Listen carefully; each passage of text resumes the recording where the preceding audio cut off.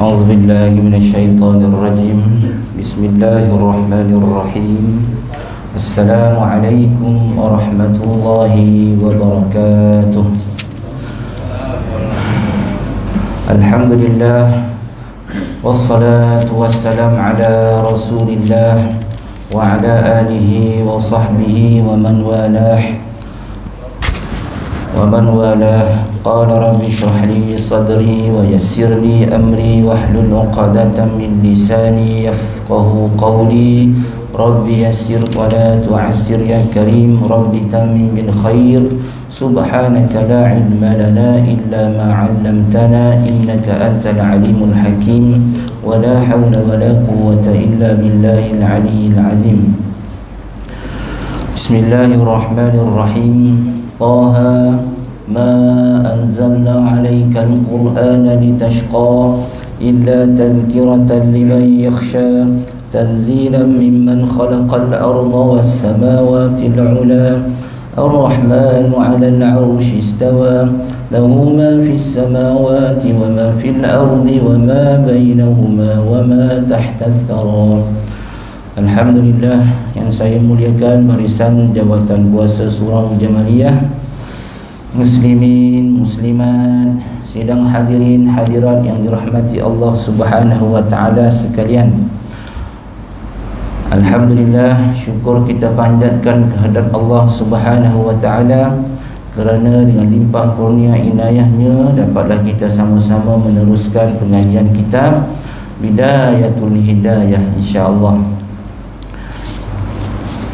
Muslimin, muslimat yang dikasihi Allah sekalian, sebelum saya mulakanlah kita punya perkongsian pada malam ini, suka saya kongsi bersama sahabat-sahabat muslimin muslimat yang dirahmati Allah pada malam ini.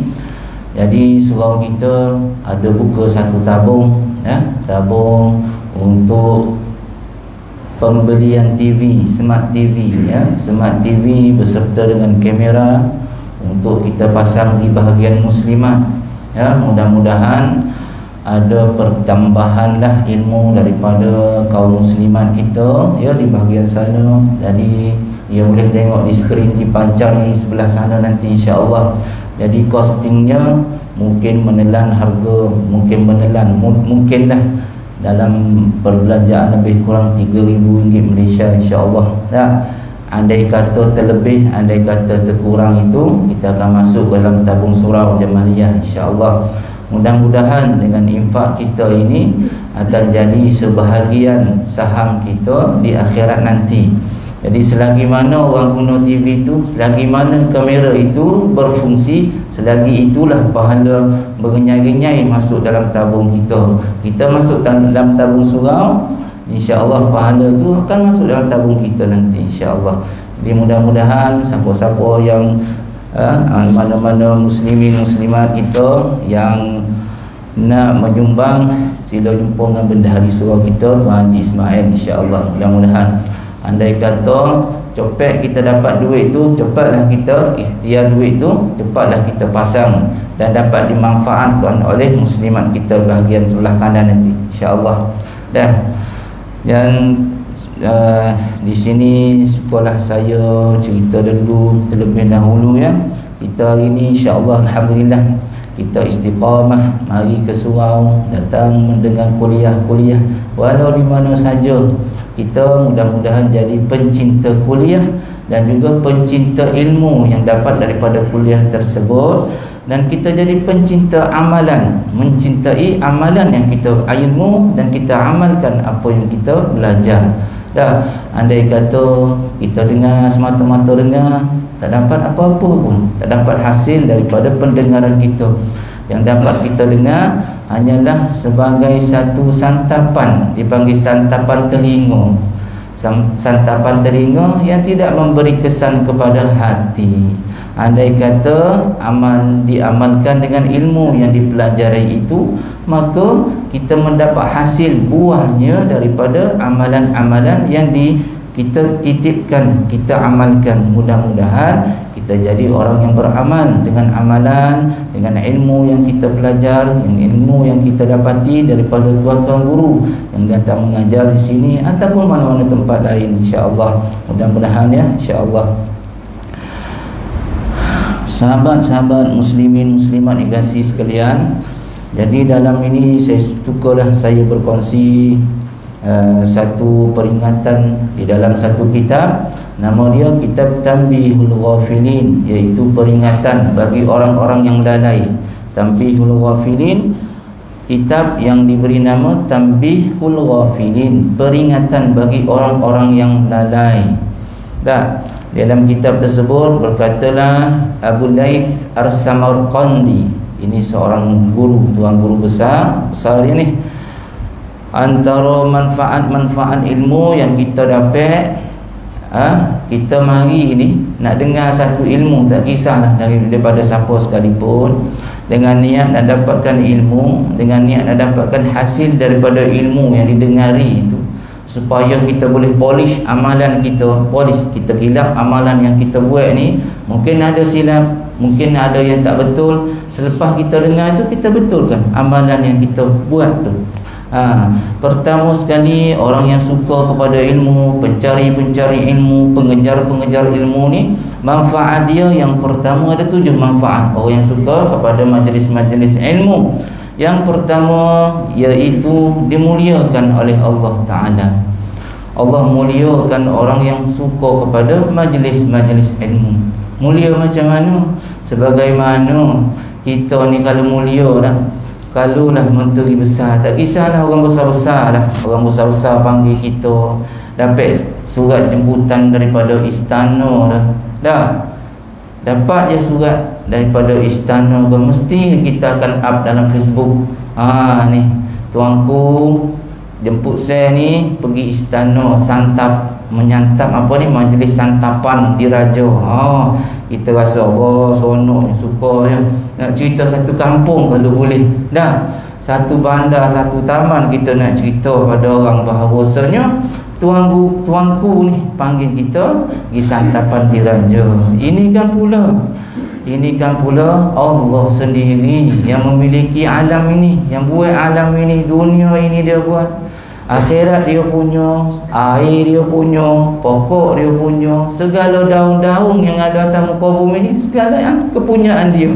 Jadi dimuliakan oleh Allah. Betapa besarnya fadilat orang yang suka kepada majlis ilmu. Yang kedua, tatkala keluar daripada rumah kita tadi, kita melangkah keluar semata-mata mari ini niat nak cari ilmu, nak mari solat sembahyang jemaah maghrib, sama-sama isyak, tunggu isyak dah. Apa yang dapat? Dia dapat rahmat Allah, kasih sayang Allah, sayangnya Allah kepada orang yang mencari ilmu. Bila dapat suka, cinta kepada ilmu, rahmat Allah turun mencurah-curah ke atas orang tu.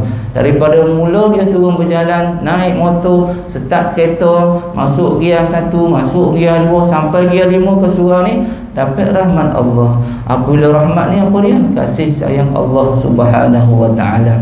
Apabila Allah kasih, apabila Allah sayang, apabila Allah suka kepada hamba-Nya, maka apa saja yang diminta oleh hamba itu Allah akan kabulkan. Takkan Allah akan beri pada kita dah. Kita ni buat apa yang kerja yang dia suka, takkan Allah tak nak bagi apa yang kita nak daripada Allah, kita minta daripada Allah, takkan tak dapat dah. Dia kepunyaan, dia punya segala-galanya, takkan kita dapat. Anak kita degil, kita minta dengan Allah, Allah anak saya ni ya Allah duduk main telefon je. Zaman PDPR ni, zaman sekolah ni, zaman sekolah kat rumah ni, main telefon je, minta dengan Allah. Mudah-mudahan dengan rahmat Allah, dengan fadilat mari cari ilmu ini, Allah bagi kesenangan, kelepasan kepada kita semua. Yang ketiga antara manfaat fadilat cari ilmu ini, dia dapat, orang tu yang duduk dalam jemaah tu dapat tumpang rahmat daripada jemaah yang ada sekalian. Saya dapat tumpang rahmat Haji Jamaluddin yang suka zikir, suka tahajud, saya dapat tumpang rahmat. Haji pula saya dapat tumpang rahmat ni. Kita boleh berkongsi-kongsi rahmat dalam surau ni. Nah, betapa besarnya rahmat Allah Subhanahu wa taala nak bagi kepada umat Nabi Muhammad sallallahu alaihi wasallam yang tak dapat pada umat-umat lain. Umat Nabi Muhammad yang paling istimewa sekali. Hari ni kita hari ni kita masih lagi 30 Safar dah. Kita dah masuk 1 Safar dah esok ni. Ni kita dah mula 1 Rabiul Awal. Esok kita dah masuk 1 malam ni. Mula start malam ni 1 Rabiul Awal. Bulan kelahiran Nabi Muhammad sallallahu alaihi wasallam, rahmat sekalian alam. Dah. Jadi apa yang kita kena buat ialah selalu selawat ke atas Nabi sallallahu alaihi wasallam. Tak dapat nak buat macam mana sekalipun, sibuk macam mana kita sekalipun, kena ingat Nabi. Jasa Nabi itu sangat besar kepada kita sehingga kita boleh mari di sini ni, boleh jadi orang Islam ni, boleh sembah Allah, boleh puasa, boleh zikir, boleh selawat, boleh apa saja ni. Jasa orang yang paling besar ialah Nabi Muhammad sallallahu alaihi wasallam. Dia ni besar sangat jasa Nabi kita. Dah bawa Islam kepada dalam hati-hati orang, setiap hamba-Nya ni. Setiap manusia atas muka bumi ni, dia nak bawa rahmat, bagi hidayah kepada umat manusia. Dah jasa Nabi sangat-sangat besar sehingga ada satu cerita, saya tak ingat siapa dia, sahabat Nabi sallallahu alaihi wasallam.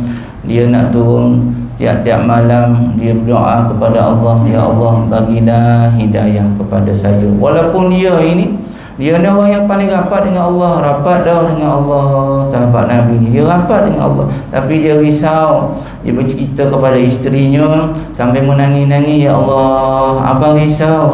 Abang risau sebab apa? Sebab abang takut nanti di akhirat esok nanti kita di dunia ni kuat sangat ibadah kita pada Allah, tapi di saat kita takut, di saat kematian kita ni, Allah pusingkan hati kita, balikkan hati kita pergi ke ada tempat lain, ingat kepada benda-benda maksiat, deraka pada Allah, maka di saat itulah kita tak dapat apa-apa sekalipun nikmat daripada Allah. Walaupun kita sampai hari ini kita kuat ibadah pada Allah, tapi di saat akhir hujung usia nyawa kita kembali kepada maksiat kepada Allah. Allah dia takut sampai macam tu sekali sahabat Nabi sallallahu alaihi wasallam. Betapa mahalnya Islam itu dalam hati seorang muslim. Yang keempat, dengan fadilat mencari ilmu, tertahan daripada berbuat maksiat. Selagi mana duduk dalam majlis ilmu, tak ada orang buat maksiat. Dalam majlis ilmu tak ada orang nak pergi disko, tak ada orang nak pergi karaoke, tak ada. Selagi dia duduk dalam majlis ilmu, selagi itulah dia tertahan daripada buat maksiat kepada Allah. Maksiat zahirlah, maksiat batin wallahu alam. Allah saja yang tahu batin kita. Yang kelima, fadilat yang kelima, ditulis kebajikan selama mana dia duduk dalam majlis ilmu. Malaikat sebelah kanan kita ni tengah sibuk sekarang ni, iaitu malaikat rakib ni sebelah kanan ni sibuk menulis amal pahala kebajikan. Setiap saat, setiap detik, setiap kerlipan mata kita ni tertulis kebajikan daripada Allah Subhanahu wa taala. Tertulis je setiap kelip mata. Kita tak tahu berapa kali kelip mata kita tatap, dan setiap kali jantung kita berdegup ni, setiap kali itulah tulisan kebajikan ke atas umat yang suka kepada ilmu. Yang keenam, malaikat juga berdoa baginya. Bagi orang yang pecinta ilmu, malaikat sentiasa berdoa baginya. Doa daripada malaikat ialah doa keampunan dosa. Doa, dia minta ampun, ya Allah, ampunkanlah seluruh umat-umat Nabi Muhammad yang suka kepada majlis ilmu. Setiap kali dia doa, setiap saat dia doa pada Allah. Dan malaikat, doa para malaikat ini tidak ada hijab, kerana malaikat ini la ya'sunallah ma amarahum. Dia tidak pernah berdusta kepada Allah, tidak pernah berbuat maksiat kepada Allah Ta'ala. Dan yang akhir sekali, yang ketujuh, Allah hapuskan dosanya setiap kali dia melangkah ke majlis ilmu. Siapa tak nak ni? Siapa tak nak dia punya ganjaran ni, antara ganjaran-ganjaran promos apa ni, tawaran dan tawaran daripada Allah, setiap kali melangkah ke majlis ilmu, dosanya diangkat, sehinggalah diampunkan segala dosa yang kecil-kecil. Yang diampunkan dosa di sini ialah dosa kecil. Dosa besar tidak akan terampun dengan amalan-amalan macam ni. Dosa besar perlu kepada taubatan nasuha, taubat nasuha. Okey, itulah antara fadilat menuntut ilmu bagi orang-orang yang suka majlis ilmu. Mudah-mudahan kita sentiasa istiqamah cari ilmu dan sentiasa istiqamah mengamalkan ilmu yang kita pelajari, insya-Allah taala. Jadi hari ini kita sambung sikit, itu mukadimah baru tuan-tuan sahabat-sahabat sekalian. Hari ini kita sambung, iaitu pada fasal yang ketiga lagi, fasal yang keempat. Fasal yang keempat dalam kitab Bidayatul Hidayah. Qala al-musannif rahimahullahu ta'ala wa nafa'ana bihi fid darain bi'ulumihi amin insyaallah. Kata Imam Ghazali nasihat pada fasal yang keempat, adab-adab dengan ibu bapa. Sebelum ni kita belajar adab-adab seorang murid, adab-adab seorang guru ataupun alim ulama. Hari ini adab-adab kita terhadap ibu bapa. Jadi semua kita lahir ni semua dengan ibu bapa sekali yang lahirkan kita semua ke dunia ni. Ya, hanya Nabi Isa. Nabi Isa tak ada bapa. Nabi Isa tidak ada ayah. Dan Nabi Adam lahirnya tidak ada ibu, tidak ada bapa. Nabi Adam alaihi salam, dia istimewa bersama dengan Nabi Isa alaihi salam. Tak ada bapa dia. Dia lahir tanpa bapa. Itu kuasa Allah Subhanahu wa taala. Dia nak tunjuk kuasa dia boleh buat manusia ni tanpa ayah, dia boleh buat manusia ni tanpa ibu dan ayah, boleh jadi. Allahu akbar, hebat Allah Subhanahu wa taala. Jadi fasal yang keempat, adab-adab dengan ibu bapa. Adab-adab seorang anak terhadap ibu bapa ialah, di sini ada 12 adab bersama dengan ibu bapa. Yang pertama, hendaklah ia mendengar dan mengikut segala perkataan ibu bapa. Yang pertama sekali, ini kita dah ma'ruf semua dah. Kita tahu dah, semua antara kita, tak kira lah bangsa Islam ke, bangsa tak Islam ke, semua tahu dah. Yang tidak bercanggah dengan perintah Allah Subhanahu wa taala, selagi tidak bercanggah dengan perintah Allah, selagi itulah kena taat kepada percakapan kata-kata ibu dan ayah. Dah, ayah kita, mak kita, andai kata masih ada lagi lah kita. Dah, saya dua-dua tak ada dah. Mak saya meninggal dah, ayah saya pun dah meninggal dah. Anak yatim piatu saya ni. Jadi ya, tuan-tuan, sahabat-sahabat sekalian, anak yatim piatu kita semua ada, masih kalau ada lagi ibu dan ayah kita, maka masa inilah kita nak berbakti kepada ibu dan ayah. Kerana apa? Kerana doa dua orang ni doa yang sangat keramat. Dah, siapa-siapa antara kita, sahabat-sahabat kita muslimin muslimat masih ada lagi ibu dan ayah, maka mintalah doa dengan ibu dan ayah supaya doa ibu dan ayah ni tidak ada hijab antara dia dengan Allah Subhanahu wa taala. Senang je. Dan yang kedua, hendaklah ia berdiri ketika ibu bapanya berdiri kerana menghormatinya. Yang kedua, hendaklah berdiri ketika ibu bapanya berdiri kerana menghormatinya. Ini paling besar ni. Dah, susah nak buat kadang-kadang duduk ya. Ayah bercakap duduk, kita berdiri. Kadang-kadang ayah bercakap berdiri, kita duduk. Ini adab yang kedua yang digariskan oleh Imam Ghazali alaihi radhiyallahu anhu. Dia suruh kita duduk berdiri. Ya. Mafhum mukhalafahnya sebaliknya, andai dia duduk, kita pun kena duduk bersama dengan ibu bapa. Jadi Nabi dalam ayat Quran dia kata apa? Wakhfid janahadzulli minar rahmah. Jadi dalam ayat itu Nabi Allah Subhanahu wa taala berfirman, rendahkanlah janahadzulli, rendahkanlah sayap kehinaanmu kepada siapa dia? Kepada ibu bapa. Jadi apa maksud ayat itu? Dalam ayat itu satu, kita panggil dalam ada balaghah sikit, balaghah, ada uslub balaghah dalam ayat itu. Dia suruh rendahkan. Maksudnya dia umpamanya manusia ini dah, umpamanya seekor burung elang lah. Allah nak cerita kepada kita seekor burung elang. Burung elang ni semasa dia terbang tinggi ni, dia tidak apa, dia tidak tutup sayap Kalau dia tutup sayap dia akan jatuh. Dah jatuh burung tu. Dia sentiasa kembang sayap dia, tak pernah tutup. Tak pernah tutup ni masa dia terbang. Dia buka sayap dia, buka sayap dia.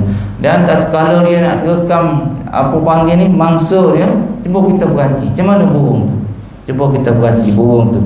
Dia akan pergi, dia tak tutup penuh. Dia akan tutup sikit Dia pun baru tangkap tikus ni. Burung elang kau, burung apa, burung hantu kau sekalipun, macam itulah cara dia kembangkan sayap dia supaya dia nampak ni hebat dia tu di hadapan musuh dia, tikus kau, ikan kau, kita tengok dia. Jadi dalam ayat ini Allah nak cerita kepada kita, engkau rendahkan sayap kehinaanmu di hadapan ibu bapamu. Maka kalau burung dia tutup sayap supaya dia nampak sangat hina di hadapan ibu bapanya. Begitulah betapa comelnya ayat Quran tu nak suruh kepada kita ni rendahkan diri kita serendah-rendahnya di hadapan ibu bapa kita. Dah betapa hebatnya ibu bapa. Sebab apa? Sebab ibu bapa ni banyaklah dia punya karamahnya. Dah, kita tak payah cari wali-wali Allah nak cari keramat ni. Carilah keramat dengan ibu dan ayah kita. Dah, carilah keramat situ. Andai kata dah kita pernah dengar cerita Uwais Al-Qarni. Dah, pernah dengar cerita Uwais Al-Qarni sehingga Nabi suruh Sayyidina Umar dengan Sayyidina Ali pergi cari Uwais Al-Qarni ni di Yaman. Pada masa tu Nabi tak pergi, dia kata ada seorang pemuda yang duduk di sini, kamu pergi cari, nama dia Uwais Al-Qarni. Kenapa dengan Uwais Al-Qarni ni?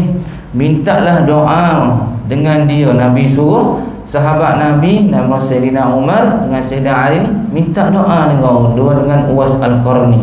Pergilah dua orang ni, pergilah dua khalifah ini pergi cari Uwais Al-Qarni. Sampai satu perkampungan di Yaman itu, maka Uwais Al-Qarni dia pun jumpa. Dia tanya orang kampung, mana nama Uwais Qarni ni? Dia tanya orang kampung, mana? Orang kampung pun tunjuk tu, duduk tengah jaga kambing-kambing. Dia jadi penggembala kambing. Jadi dia tanya kepada tuan kambing tu dah. Dia kata saya yang bagi upah ni, orang ni jaga kambing saya.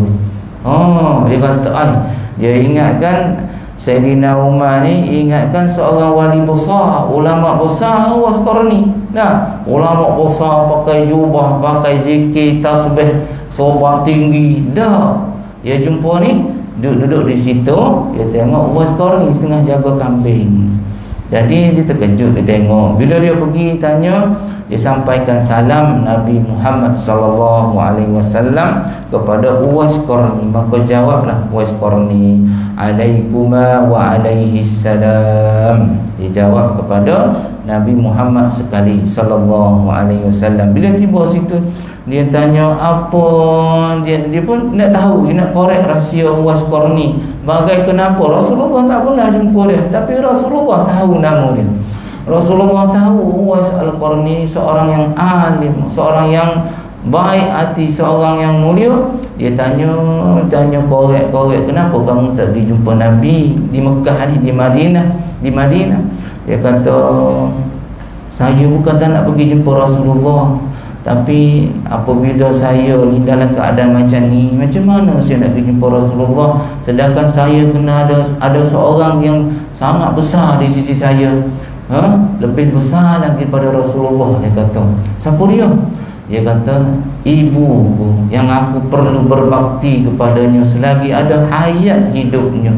Jadi dengarlah Sayyidina Umar tadi dengan Sayyidina Ali radhiyallahu anhuma, dia dengar cerita, oh inilah dia punya hikmahnya, betapa hebatnya Uwais Al-Qarni sehingga dia berbakti sungguh-sungguh kepada ibunya yang masih hidup, sehingga tak dapat menutup jalan dia tu untuk bertemu dengan Rasulullah sallallahu alaihi wasallam. Kalau Rasulullah kata ada seorang sahabat nak pergi berjihad di jalan Allah, nak pergi berperang bersama Rasulullah. Dia minta, ya Rasulullah, izinkan aku ni dapat sertai sekali, dapat join perang ni.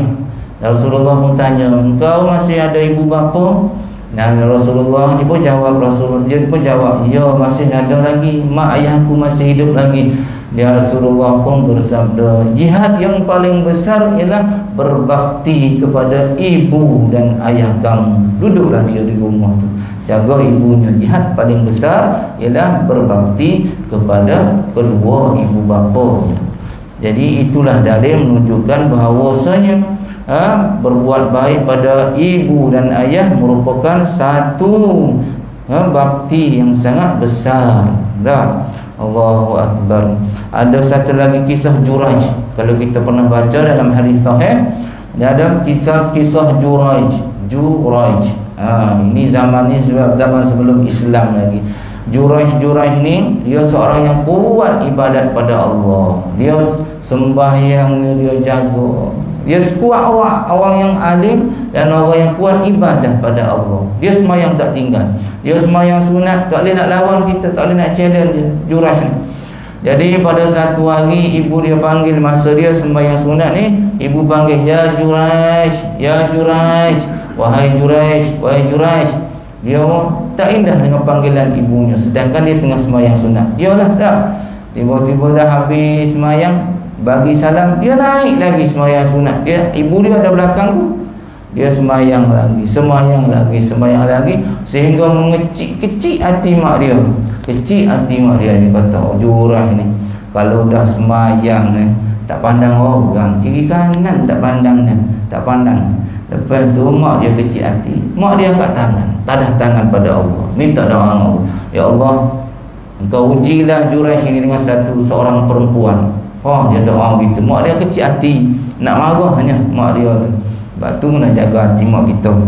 Jadi bila dah marah tadi, dia dah angkat tangan dengan Allah, wahai Allah, kau ujilah Juraij ini dengan seorang perempuan. Maka doa ibu ni tidak ada hijab. Terus Juraij tu diuji dengan seorang perempuan. Maka datanglah seorang perempuan daripada kampung lain, pergi jumpa, dipanggil orang kampung. Mari sini semua, aku nak cerita kepada orang kampung semua bahawasanya Juraij ni telah menghamilkan aku, dan aku ni inilah anak Juraij ni. Dia bawa pegang baby, anak inilah anak Juraij.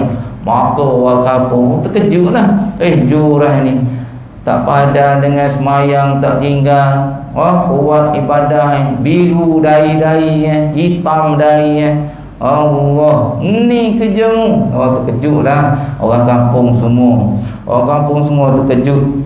Jadi Juraij pada hari itu kena terajang, kena sepak, kena lempang dengan orang kampung semua. Dirobohkan tempat semayangnya, tempat ibadahnya, robohlah tempat semayang Juraij tadi. Maka Juraij ini, walaupun dia ni derhaka pada Allah, pada mak dia, tapi dia ni rapat dengan Allah. Allah nak uji dia situ. Maka dia doa dengan Allah, wahai Allah, ketunjukkanlah kebenaran ya Allah. Maka dipanggil budak kecil tadi dalam dukungan tadi, dipanggil perempuan tu, panggil bersama dengan anak dia, wahai budak kecil, dia kata, ya ghulam, wahai budak kecil, betul ke aku ni ayah kau? Dia tanya pada budak kecil itu. Budak kecil itu nak ni satu kejadian luar biasa lah yang diberi keramat kepada orang yang rapat dengan Allah. Maka budak kecil tak boleh bercakap tadi, boleh bercakap. Dia cakap macam mana? Sebenarnya engkau, ayah aku ni bukan si Juraish ni. Ayah aku yang sebenar ialah orang yang tengah jaga kambing di belakang Bukit Sanun. Oh, maka orang kampung dengar, oh bersalah dah tadi dah. Rasa bersalah dah dia, kena dia lempang tadi, dia pukul tadi, dia sepak tadi. Oh, rasa malu lah. Allah, malunya semua sekali. Lepas malunya, kebenaran telah dinyatakan. Maka Juraish pun selamat dah daripada fitnah orang perempuan tadi. Maka orang kampung pun kata, biarlah kami nak bina semulalah tempat kamu ibadah, tempat ibadah kamu tadi. Biarlah kami buat kubah itu daripada emas sebagai ganti kesalahan kami ni. Nak tebus balik kesalahan dia dengan Juraish. Dan Juraish kata, tak payahlah, tak perlulah, buatlah sebagaimana yang sedia kala dulu. Maka orang kampung buat tempat ibadah dia balik.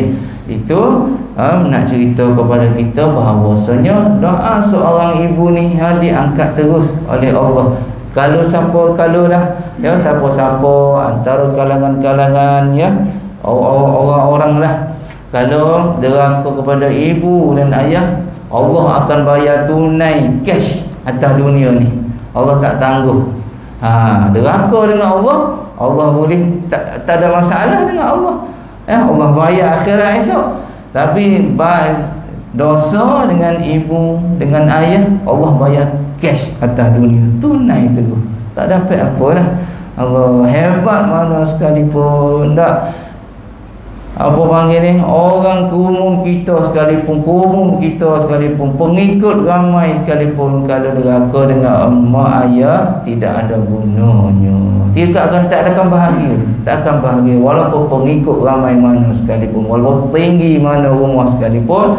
Dengan emak ayah, kalau tidak betul-betul berbakti kepada ibu dan ayah, Allahu Akbar, makanya Allah akan bayar cash atas dunia ni. Dah nampak dah macam mana orang tu, bahagia ke tidak bahagia.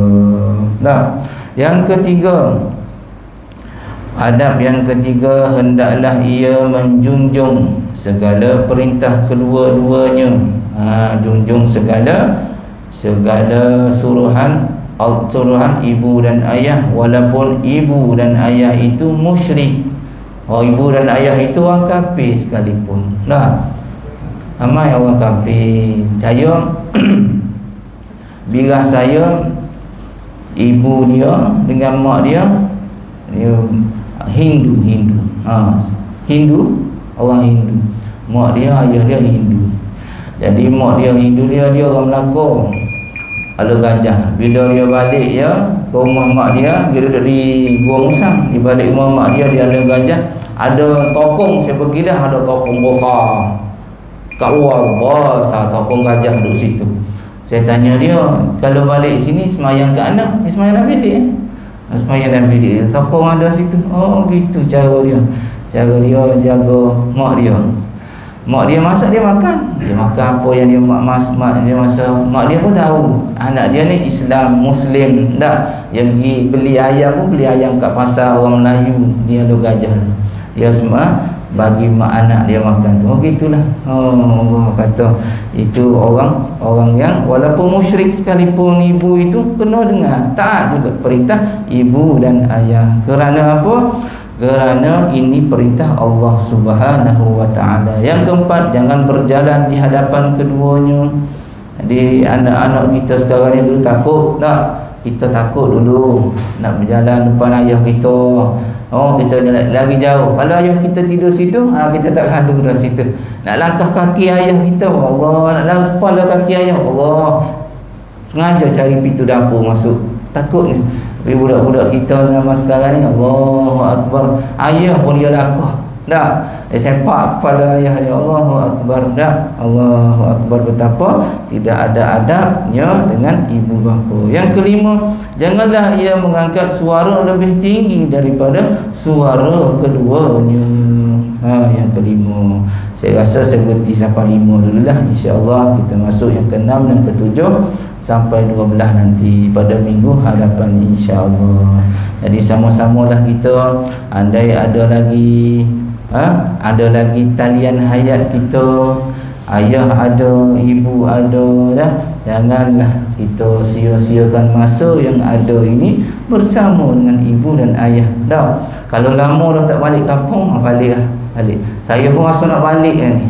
Lama dah, setahun lebih tak balik dah. Rasa nak balik sangat dah ni, nak tengok. Walaupun tak ada ibu, ayah tak ada, mak tak ada, kita terasa ada tempat kita nak pergi. Itu kubur dia. Kita nak pergi kubur dia. Kalau boleh kita nak kita bersedekah lah. Apa yang patut hadiahkan untuk ibu dan ayah kita ni, semua mudah-mudahan di sana dia akan sampai. Mudah-mudahan di sana dia duduk dalam keadaan bahagia, aman, sentosa. Kadang-kadang ada juga kita pernah tidur tak, kita termimpi-mimpi ibu ayah kita mari dalam tidur, dalam mimpi kita. Jadi orang tua kata, tutup guru kata, kalau ibu mari, ayah mari, dia mari untuk apa tu? Dia mari untuk kita minta doa daripada kita. Ada seorang tu, hamba Allah tu, bila mak dia mati dah, ibu ayah dia mati, meninggal ibu dia mari, lepas tu dia tak, bukan orang kaya, orang biasa dia. Jadi disebabkan oleh dia suka buat baik dengan ibu ayah dia masa dia hidup lagi, ayah dia hidup lagi, mak dia hidup lagi. Mak dia mati, takdir mak ayah dia mati, dia setiap hari dia tak pandai mengaji, tak reti dia mengaji. Dia mengaji sikit-sikit boleh lah. Dia pergi jumpa Tok Guru, ada guru Quran seorang dalam kampung saya tu. Dia pergi bagi Tok Guru tu, Tok Guru tolonglah mengaji untuk ayah saya ni. Dia bagi upah RM50 sehari, bagi upah. Berapa banyak pun Tok Guru tu mengaji, satu muka, dua muka, satu baris, kedua baris. Tolonglah, dia kata, hadiahkan pada mak ayah saya. Dia bagi RM50 sehari. Sehingga dah pada satu malam tu, mak dia ni dengan ayah dia ni mari dalam mimpi orang yang mengaji tu. Tok Guru yang mengaji tu, dia kata macam mana? Cukuplah. Dia kata, cukuplah mu duk mengaji pada aku, mu hantar pahala pada aku, cukuplah. Sebab apa? Sebab aku rasa cukup dah apa yang mu buat untuk aku ni. Sudah dapat menebus. Dia kata dapat menebus kebahagiaan di alam barzah tu. Dia mau mimpi gitu. Jadi Tok Guru ni cerita kepada anak dia, walaupun mari dalam mimpi macam tu dah, dia kata tak apalah, saya nak bagi juga, ngaji jugalah, sampai meninggal dah orang tu sekarang ni, meninggal dah dia. Betapa dia buat baik kepada mak ayah dia sampai akhir hayat dia. Mudah-mudahan kita dapatlah buat macam tu. Mudah-mudahan sampailah pahala kepada ibu ayah kita. Kita hadiahkanlah sempena kita baca kitab ni untuk ibu adab ayah dan ibu. Kita hadiahkan Al-Fatihah kepada, andai kata masih ada kepada ibu ayah kita, kita hadiahkan kepada ibu dan ayah kita Al-Fatihah, sama ada masih hidup ataupun meninggal dunia. Al-Fatihah. A'udzubillahi minasyaitonirrajim. Bismillahirrahmanirrahim. As-siratal mustaqim, siratal ladzina an'amta 'alaihim ghairil maghdubi 'alaihim waladdallin. Disudahi dengan wabillahi taufiq wal hidayah. Wassalamualaikum warahmatullahi wabarakatuh.